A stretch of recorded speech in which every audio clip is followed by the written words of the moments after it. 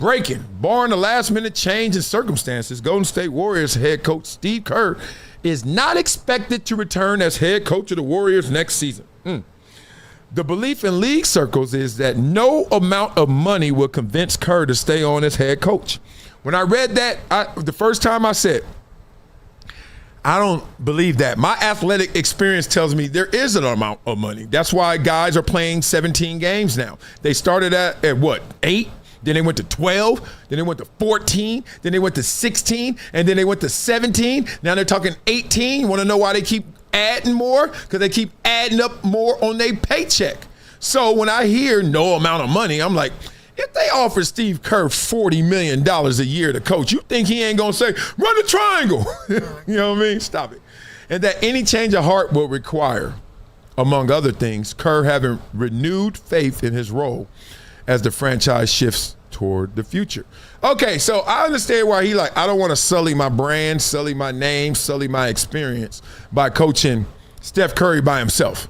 Draymond and Steph Curry, we can't run this back. Stop. We playing 3 of the last 4 years, man. It's been tough.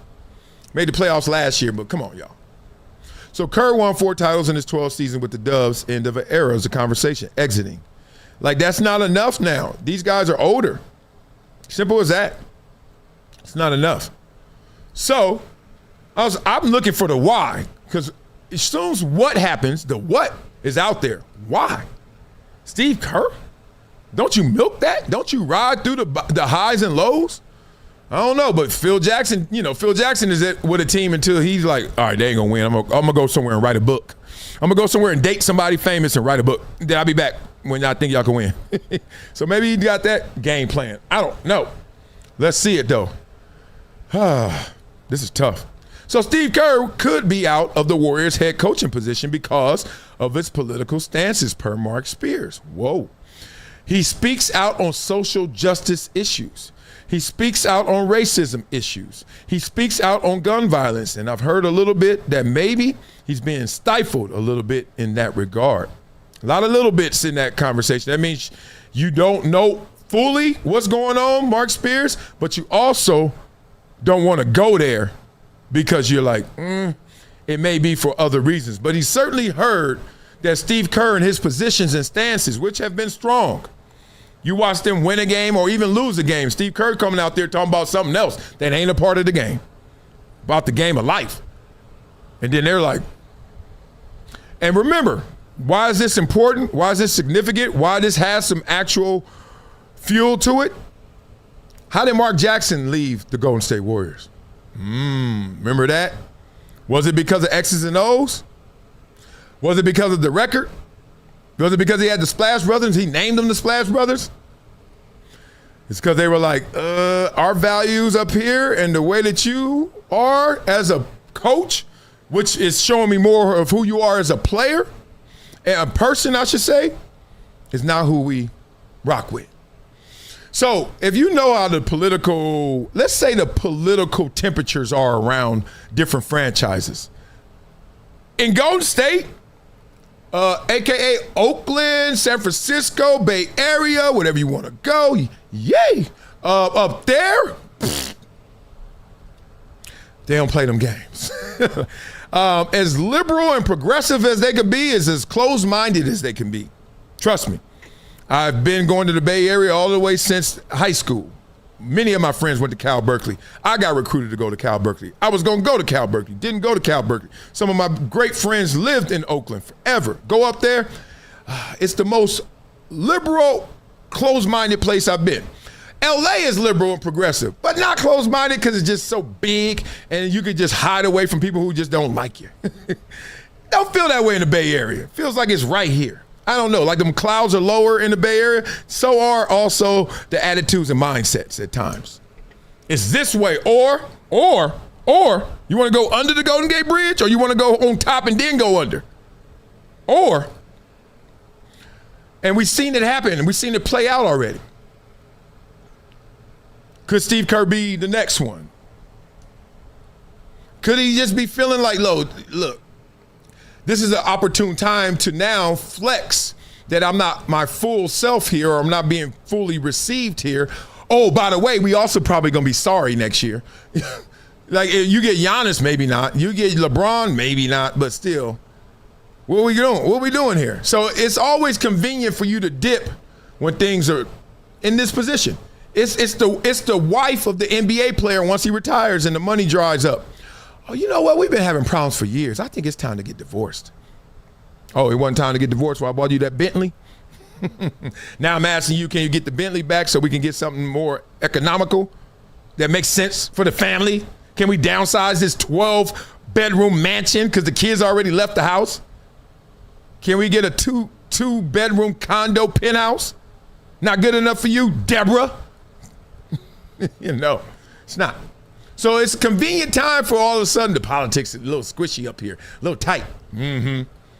You mean the record tight? That's what it is. So, Steve Kerr, not everyone can have a legendary career like yours.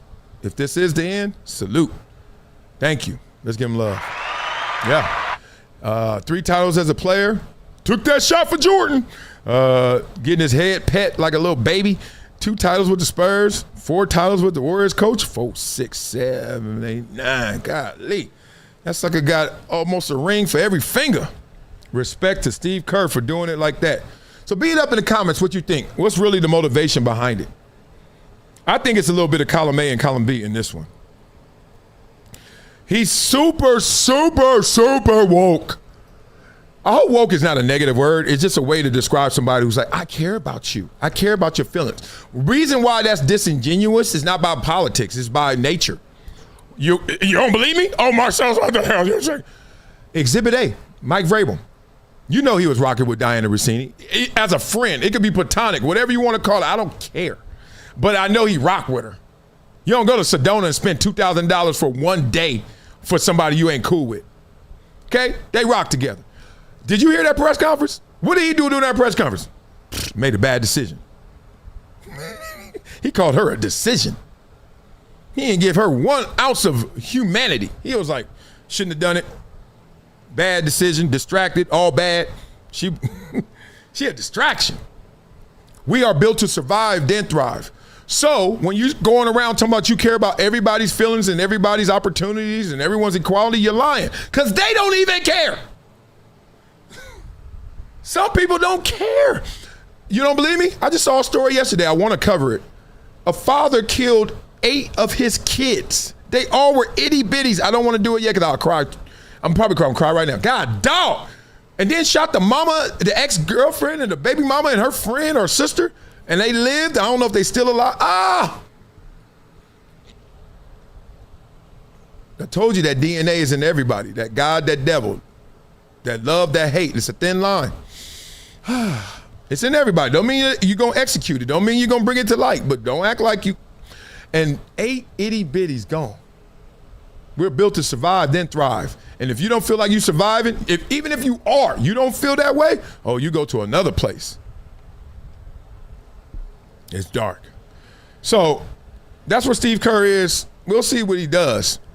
But I think it's a column A, column B conversation. If they were balling out of control, rolling, it ain't no talk of him leaving. It ain't no talk of the politics up there. It ain't no talk.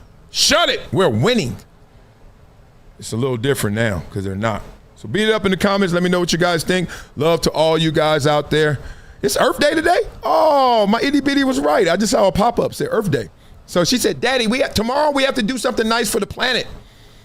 I was like, oh. Become a gym member with Project Transition. As a giver every month, small gifts have a big impact in creating real change. Not only will you transform lives, you'll also win and unlock once-in-a-lifetime experiences. Join me, Marcellus Wiley, in making a real impact through Project Transition, a global giving community dedicated to uplifting underserved youth with mentorship, education, and access to real opportunities. Your donation doesn't just enter you to win unforgettable prizes and exclusive experiences with myself and other gym members. It fuels our mission to empower the next generation of leaders, dreamers, and game changers. From after-school programs, life skills camps, and career development, every dollar helps unlock potential where it's needed most and where every person makes a world of difference. Give back, win big, be the difference, be greater than your greatest excuse. Support Project Transition today. Become a gym member and help turn obstacles into opportunities. Oh, that wasn't enough? Y'all want some more? Well, check out the link in my bio, Hydration Situation Live. Blah, blah, blah. It's been a decade plus that I knew that this day was going to come. Oh, this is not hyperbole here. Because I believe the purpose.